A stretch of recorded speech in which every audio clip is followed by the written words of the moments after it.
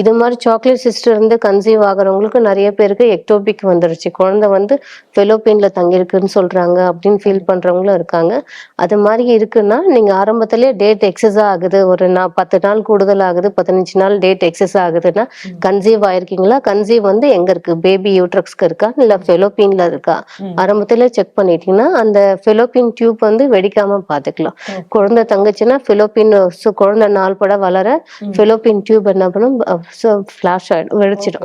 அது மாதிரி வர்றதுக்கு முன்னாடி அவங்க ஆரம்ப காலத்திலேயே வந்து டேட் எக்ஸஸ் ஆகும் போதே செக் பண்ணிக்கிட்டா எக்டோபிக் பிரெக்னன்சி இல்லாம பாத்துக்கலாம்.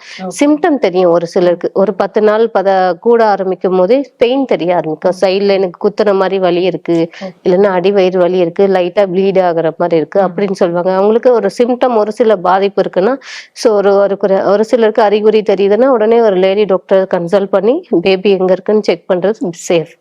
பாத்துட்டீங்கன்னா உங்களையும் உங்க பாடியும் பாத்துக்கலாம், பேபியும் சேஃபா நம்ம கொண்டு வந்துடலாம், பிரச்சனை இல்லாம இருக்கும்.